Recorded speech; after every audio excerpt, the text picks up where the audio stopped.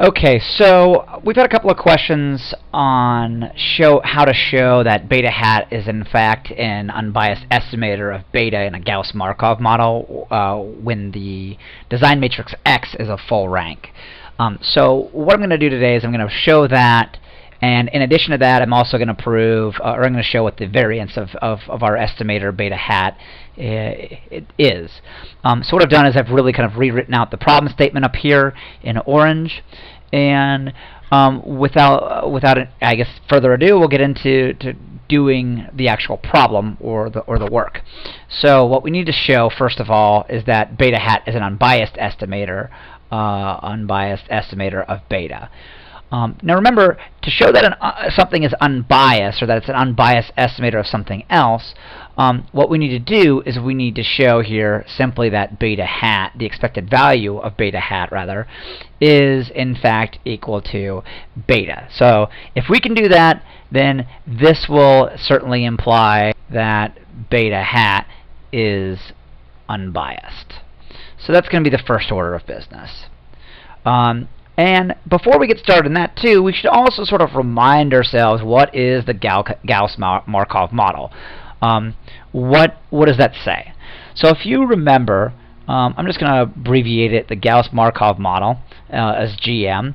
The Gauss-Markov model says that y, a vector y, is equal to some matrix X times beta, parameter vector, plus a vector epsilon, or an error vector epsilon, where epsilon has a distribution. Typically, we'll assume that distribution is normally distributed, although this normality assumption certainly isn't required for this problem, but that's typically what's assumed.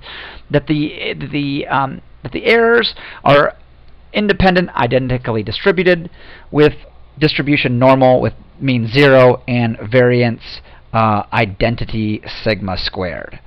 And I'll just put little squigglies underneath these initially just to remind us that these values are in fact vectors rather than matrices themselves. So that's essentially the Gauss-Markov model in a nutshell. So without getting further into that, we'll just go ahead and try to prove the expectation of beta hat is in fact beta here. So we'll write expected value of beta hat. Well, remember, we showed that beta hat earlier. Beta hat, we know, is equal to X transpose X quantity inverse, or generalized inverse, X transpose Y, right? But in this particular problem, we know that the X, or the design matrix, is full rank. So that implies that we can actually don't have to take just a generalized inverse of this. We can take an exact inverse of this, because the inverse exists, because it's full rank. So when a matrix is full rank, the X transpose X will also be a full rank, and a matrix will then, or that matrix will then have an inverse. So we can write X transpose X inverse here. So we're going to show that expectation of beta hat is going to be essentially the expectation of this, which is X, let me do this, X transpose X inverse X transpose Y. Now, you'll recall that in regression analysis and under this Gauss-Markov model, these guys are all fixed known quantities that are not random. They are known in advance. There's no randomness about them. So under the properties of expectation, since those are known values, we can rewrite this as just X transpose X quantity inverse X transpose expected value of Y. Because Y is a random component. Now all we need to really find is the expectation of Y. So really, what is expectation of Y here? Well, we know that Y is equal to X beta plus epsilon, and epsilon is distributed with mean 0 and variance I sigma squared. So we can just write expectation of Y is equal to the expectation of X beta plus epsilon. Again, under the properties of expectation, the expectation of a sum is equal to the sum of the expectation. So we can say this is just equal to x beta plus expected value of epsilon. Now you'll recall, again, that these are, in fact, known quantities that are not random. So we can just drop the expectation because they are exactly that. So we can write that the expected value of y now is equal to x beta plus expected value of epsilon. And the expected value of epsilon from our model we know is in fact 0. It has mean 0. So what this means up here, this actually just means that expected value of E is equal to 0, and really that variance of E is equal to I sigma squared. So we can substitute in 0 here, which just gives us expectation of x beta plus 0, which is just going to be equal to x beta. So that's the expectation of y. So now what we need to do is we need to plug in this value that we found right here back in to our original computations up here for the expectation of beta. So we'll say, or beta hat, I'm sorry. So expected value of beta hat we know is equal to x transpose x inverse x transpose. Now instead of writing expected value of y here, I'll write an x beta. X beta. Let's get us some more room. Now all we need to do is go through and we just need to realize that we can group like terms and group this quantity together as and consider that one large matrix, and we can group this quantity together as one large matrix. And what you'll notice is that this is just the inverse of this. So this particular matrix times an inverse of a matrix times that matrix is just going to result in the identity matrix from basic linear algebra. So that's going to give us I beta, and the identity times a vector is just going to be the vector back. So we have then shown that expected value of beta hat is equal to beta here. So that part of the problem is done, and that was relatively straightforward. Now what we want to do is we want to show that the variance of beta hat is equal to sigma squared x transpose x inverse. So I'll rewrite that again down here so we can work from that. We want to show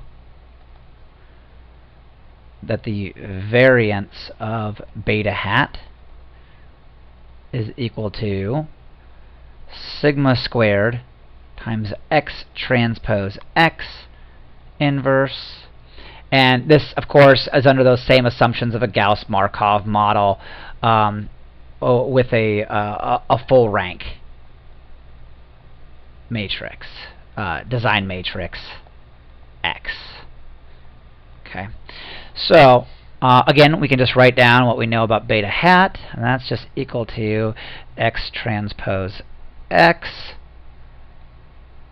inverse x transpose y. So if we take the variance then of this particular matrix, well, we need to use the properties of variance to just simply rewrite this as x transpose x inverse x transpose times the variance of y times x transpose x inverse x transpose. This whole quantity is then transposed. Remember, that's one of the properties of expectation. So you'll see that we've kind of just made this guy right here. Really, what we did is we sort of called that guy. You can almost think of calling that guy renaming that as a matrix A, really, so that we would have really A times Y. And remember, there's a property of variances that says variances of AY is just going to be equal to A times the variance of y, because that's the random quantity, A transpose. So we know that already. So that's just what I've done down here, where essentially this is A and this is A transposed. So we'll go ahead and reduce that a little bit. Well, we know from the Gauss model that y was distributed or equal to x beta plus epsilon, and that epsilon was distributed as normal 0 sigma squared I. I'll write that over there in the corner. So, well, again, what we need to do is we need to figure out what is the variance of y before we can really solve this problem or really kind of reduce it any further. So we just say the variance of y using the Gauss-Markov model is the same thing as the variance of x beta plus e. Well, remember that this term x beta is just a constant, so the variance of any constant is 0 because it doesn't change. So that's just going to be 0 plus the variance of epsilon, and we know from the model that the variance of epsilon is just equal to sigma squared identity, right? Or I guess I should say identity sigma squared. So what we need to do at this point is just substitute this value again back in for variance of y up here. So that's going to lead us to the following result. We've still got this term up front, x transpose x generalized, or not generalized, but actually an inverse x transpose times identity sigma squared times x transpose x inverse x transpose quantity transposed. Now what we can do is we can just, this sigma squared is just a scalar, so that can be moved out front, and I can sort of disappear because identity times anything is just the anything back. So what we'll do is just rewrite this again as x transpose x inverse x transpose times x transpose x inverse x transpose this whole quantity transposed. Now, you need to remember the properties of transposes. One of the properties of transposes, I'll just write them over here, props of, I guess we'll just call this properties of linear algebra, says that if you have two values a and b and you take the transpose of that, that's going to be equal to the transpose of b times a transpose. Or we could also do something like this, a transpose b, or ab transpose transpose is then just going to be equal to the items in the reverse order and then transposed. So that's like saying b transpose, and then we put a transpose on that, and a transpose. Well, a transpose of a transpose just gets you back your original matrix again, so that's just going to be equal to b a transpose. Inverse x transpose, and then we'll carry through this property of transposing, so that's just going to be x transpose, really then transposed again, and then x transpose x inverse, and then this whole quantity is transposed again. Now, one other property that we know from linear algebra is that a inverse transpose is also equal to A transpose of the inverse. So we can swap the order of transposing and inversing of any matrix. So given that, we can reduce this even further to sigma squared x transpose x inverse x transpose. Now we know x transpose transpose is just going to be back x here. And because we can swap the properties around, we know that that is just going to be equal to x transpose x transpose inverse there.